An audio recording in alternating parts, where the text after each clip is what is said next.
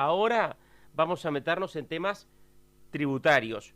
Hay varios aspectos que están en este momento sobre la mesa. Estamos cerrando el año agrícola. Indudablemente es un momento muy especial, teniendo en cuenta que estamos en el cierre, como decíamos, del ejercicio, y además se están planteando algunos elementos como, por ejemplo, revisar el valor catastral, que esto tendría también, en caso de que ocurra, una incidencia sobre lo que es, entre otros impuestos, el tema de la contribución inmobiliaria rural. Federico, el contador Federico Camí es integrante del estudio Guyer y Regules, y además Federico es asesor de la Federación Rural. Federico, en primer lugar, arranquemos por el tema, estamos ya en la recta final y lo que es el cierre del ejercicio 2018-2019. ¿Qué tal? Buenos días.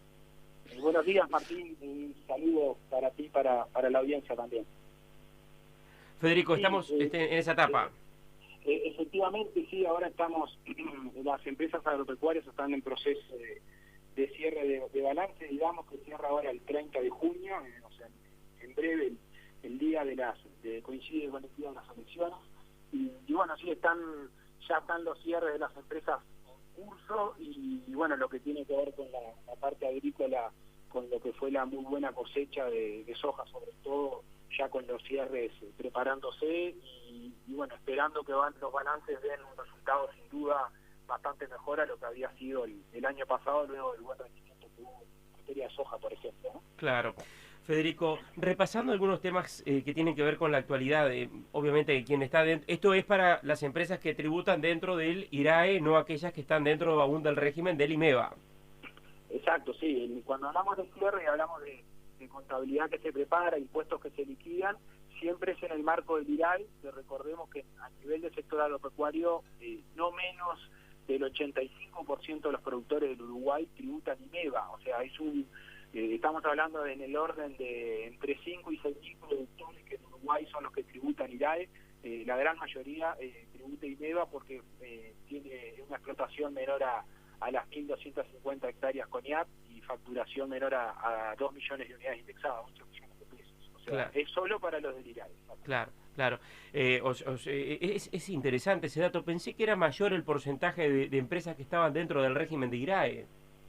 No, el régimen del IRAE es bastante menor el mundo de las empresas que están, digo, en el pasado, cuando hasta el año 2007 la última reforma fiscal, sí, era la opción IRAE-IMEVA era totalmente libre, cada productor elegía y no dependía de si era sociedad anónima, que hoy no lo puede elegir, o del número de ingresos o de hectáreas, y ahí sí había una relación que casi se aproximaba, diría, entre 95 y 100% tributaba IMEVA.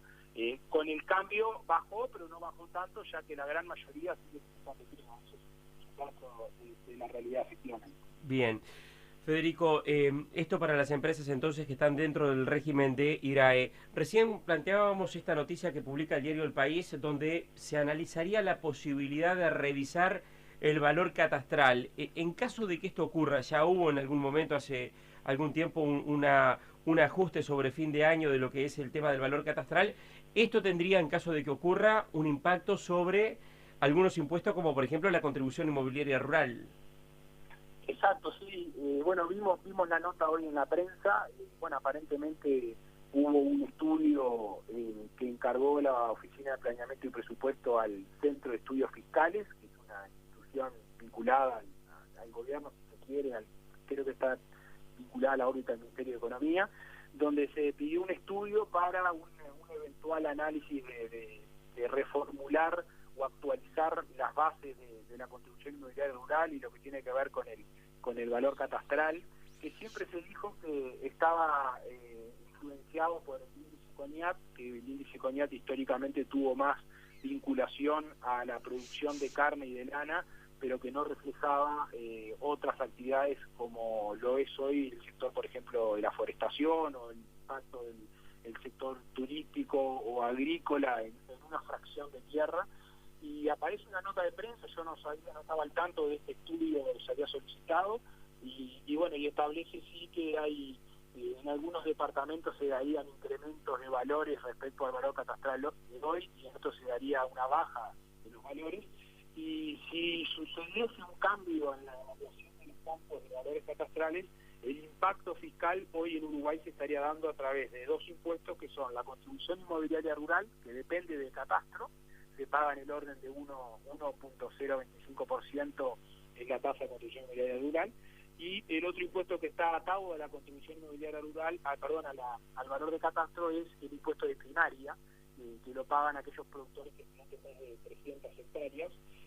Son los dos impuestos que están afectados por cualquier cambio en valor catastral. No así el impuesto al patrimonio, porque justamente en su momento, cuando fue votado en el Parlamento en el año 2013, se estableció que el valor de catastro que se utiliza es el catastro del año 2012. Ajá. Actualizado. Es como que está anclado, y aunque cambie el catastro, quedó aquel valor del 2012 fijo. Eso evita este tipo de modificaciones administrativas, llamémosle, que puedan aumentar la base imponible y aumentar el impuesto indirectamente. Claro, porque uno tiende a pensar que también tendría un impacto sobre el patrimonio, o sea que ahí no tendría incidencia.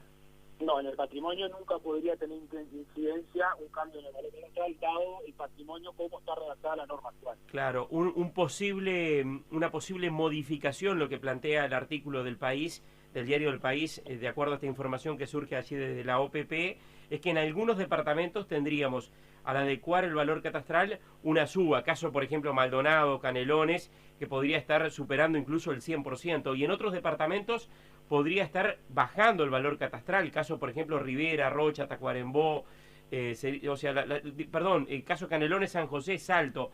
De los departamentos donde aumentaría sería Maldonado, Canelones, Rivera, Rocha, Tacuarembó, Artigas. Canelones, San José, Salto, Colonia podrían tener, para mencionar algunos, una baja. O sea, sería una situación que tendría diferentes realidades dependiendo un poco del departamento y la zona. Exacto, eso es lo que se transmite de la nota de prensa, que es lo único que tenemos, que vimos en el día de hoy. Incluso por ahí dice que no se calculó, no había una previsión de cuánto impactaría en la recaudación de contribución inmobiliaria rural, y bueno, pero justamente por ahí dice no se sabe quiénes serían los ganadores y perdedores ante un cambio de este tipo. Bueno, porque claro, hay padrones que suben, otros que bajan, y a favor y en contra de unos y otros, ¿no? Claro, este es un impuesto que recaudan las intendencias, pero que fija el gobierno nacional, o sea, que maneja el gobierno nacional la modalidad de cobro. Exacto, la contribución inmobiliaria rural lo recaudan las intendencias, pero se vota por ley nacional, se define en el Parlamento Nacional y no se define a nivel de las juntas departamentales como si es la contribución inmobiliaria urbana, y el impuesto de primaria es netamente nacional, no tiene nada que ver con los departamentos, se vota en el Parlamento Nacional también. Bien, es un tema que seguramente van a tener que seguir con mucha atención también las gremiales agropecuarias, porque podría ser un cambio importante indudablemente sobre un impuesto. Hoy la contribución inmobiliaria rural promedio, Federico, ¿cuánto incide en dólares aproximadamente por hectárea? La contribución inmobiliaria rural en una hectárea de índice CONIAP 100, que ronda más o menos los $500 la hectárea CONIAP 100, y estamos hablando del orden de los $5, más o menos $5 es lo que rinde la contribución inmobiliaria en una hectárea modelo de CONIAP 100, porque bueno, es un 1.025% de $500, son $5 es lo que rendiría, y si le agregamos primaria, si el campo estaría pagando primaria en la tasa máxima, se iría a un total de más o menos unos $6, que es lo que daría primaria con contribución en un modelo de hectárea índice CONIAP 100. Bien, y si entras dentro del patrimonio porque superas la franja... Bueno, no, ya con patrimonio cambia los números notoriamente, no los tengo presente de memoria ahora, pero era mínimo en el eje de $6-7 de mínima, y patrimonio va subiendo en diferentes franjas por la sobretasa, y ya se podía llegar en el eje de $20, me acuerdo que estaban en su caso, ya ahí en patrimonio ya incide bastante más que lo que es contribución y primaria para quienes pagan, y tendrían que tener una extensión de tierra del orden de las 2.000 hectáreas mañana. Claro, estos impuestos son impuestos ciegos o impuestos fijos que no van, digamos, en relación a lo que es la renta. Recién hablábamos contigo del cierre de este ejercicio, o sea, aquí no van atados al resultado, incluso van de alguna forma en contra de lo que fue aquella reforma tributaria de 2007 que llevó adelante el actual ministro de Economía, incluso Danilo Astori. Bueno, sí, ese es el tema que ha estado en el tapete, en la discusión desde las presentaciones que han hecho las gremiales agropecuarias y bueno, y de la estructura del sistema fiscal que se prediseñó en Uruguay en el 2007 y que luego fue teniendo sucesivas modificaciones, como hemos hablado en más de una oportunidad, cuando vino el impuesto al patrimonio en el 2013, el aumento de la contribución inmobiliaria en el 2015, el impuesto de primaria en el 2015 también. Luego vino una rebaja de contribución inmobiliaria rural que lo que se había incrementado se bajó a lo que era la contribución inmobiliaria del año 2001, en la época de cuando vino la crisis lactosa, y esa rebaja de contribución inmobiliaria ya terminó porque estaba en la ley preveía para usársela en el 2018 y 2019. No sé si va a haber un nuevo proyecto de ley que mantenga la reducción de la contribución inmobiliaria, y todos estos impuestos sí son impuestos ciegos, como se denomina, que están separados, totalmente independientes de lo que es la producción y cómo le va al productor. Por ejemplo, el reflejo claro fue el año pasado en el sector agrícola con la muy mala campaña que hubo, y sin embargo estos impuestos se pagaban igual como se van a pagar este año con una campaña mucho mejor, pero en un año malo pesaron muchísimo y no se tenían los fondos suficientes en algunos casos para poder hacer frente a este tipo de impuestos cuando no hubo renta en las empresas. Claro. Federico, yendo a otro tema y bueno, aprovechando este contacto contigo, en lo que se refiere a facturación electrónica, por ejemplo, hay un número muy importante de empresas de distintos rubros que están ingresando dentro de lo que es facturación electrónica. ¿Cómo está el tema a nivel de lo que es el tema de empresas del sector agropecuario? A nivel de agro, el agro tiene una particularidad. La factura electrónica inició como algo generalizado para toda la economía, con una tabla de según los ingresos de las empresas cuando ingresaban. Ahora se va a dar que a partir de diciembre de este año, del 2019, ingresa la última tanda, que es toda empresa que facture más de 1.220.000 pesos. O sea, a partir del año que viene, el 2020, solo van a quedar, el monto coincide con lo que serían las pequeñas empresas, que facturan en el año menos de 1.220.000. Esto era una generalidad en el sistema, como fue pensado en el inicio, por allá en el 2012, pero luego se modificó, y particularmente para el agro, desde el año 2017, la DGI sacó una resolución que dice que en la medida que una empresa agropecuaria tenga exclusivamente ingresos agropecuarios, no entra en el sistema de facturación electrónica si factura menos de 4 millones de unidades indexadas. Estos son unos $460.000 de facturación. O sea que estamos hablando que todos los productores del INEVA no entran en factura electrónica, claro. O sea que es el 85% de los productores, y dentro de los productores del IRAE hay una parte importante que tampoco entra en la factura electrónica. Por ende, si pasamos raya, no sé el porcentaje, pero no debe ser mayor al 8 o 9% de los productores, que sí, algunos ya están incorporados y la están utilizando, están en la factura electrónica o se incorporan este año, que es el último año. Bien, Federico, el último tema. Vos estás también familiarmente muy relacionado a todo lo que es la actividad agropecuaria y obviamente en tu condición también como profesional, sabés que muchas de las operaciones en lo que es la actividad agropecuaria, el pago se realiza con un cheque, en algunos casos diferido, que incluso ese mismo cheque, caso por ejemplo en el ganado, se utiliza como medio de pago para otra operación de compra de ganado, por ejemplo, un cheque de la industria frigorífica con un plazo diferido a 30, 45 días, para citar un ejemplo. El tema del pago vía transferencia electrónica, o sea, vía transferencia bancaria, la obligatoriedad dentro de lo que son operaciones comerciales dentro del campo, ¿eso en qué situación está?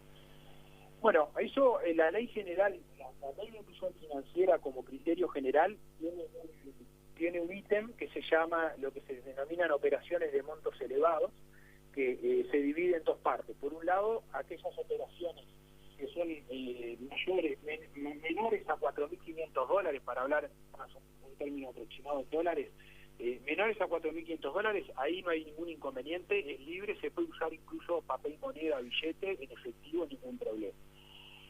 Sin embargo, si a partir de $40.000, de $4.500 se prohíbe el uso de efectivo, y ahí es libre cualquier tipo de moneda, de forma de pago, cualquier tipo de cheque, hasta llegar a un monto de $18.000. Por encima de $18.000, que son los montos más elevados, ahí es donde hay una limitación, ya que los pagos tienen que ser o acreditados en cuenta, esto es de un depósito en una cuenta. El depósito puede ser de efectivo que se deposita o un cheque común que se deposita, pero tiene que hacerse un depósito en la cuenta mediante instrumento de dinero electrónico, cheques cruzados no a la orden, que sería más de poco uso, pero es una de las modalidades, cualquier medio de pago electrónico, una tarjeta de crédito, por ejemplo, y está habilitado, para personas con $18.000, se habilita el cheque diferido cruzado o la letra de cambio cruzada, pero tiene una fecha de vencimiento que es el 31 de diciembre de 2019. O sea, lo que tú preguntabas, Ahora, Martín, en 6 meses. Exacto. Al 31 de diciembre de 2019 se terminaría, salvo que haya una modificación en el decreto, se terminaría el uso del cheque diferido cruzado como medio de pago, que es ese que muchas veces se utiliza y después se circula, se endosa el cheque para otra persona. O sea que eso era una causal determinación al 31 de diciembre de 2019 con el decreto actual, y ya se dé una prórroga o un cambio porque eso se ha ido prorrogando en el tiempo. Claro, y es un tema muy importante porque estamos hablando de, bueno, $4.500, o el otro punto, más de $18.000, si tomás como referencia un camión de novillos o vacas, ya estás con una cifra que supera este valor de $18.000. Sí, entre $4.500 y $18.000, ahí no va a haber problema, Por eso. se va a poder seguir usando. Más de $18.000 es donde vendría el problema. Bien, bien.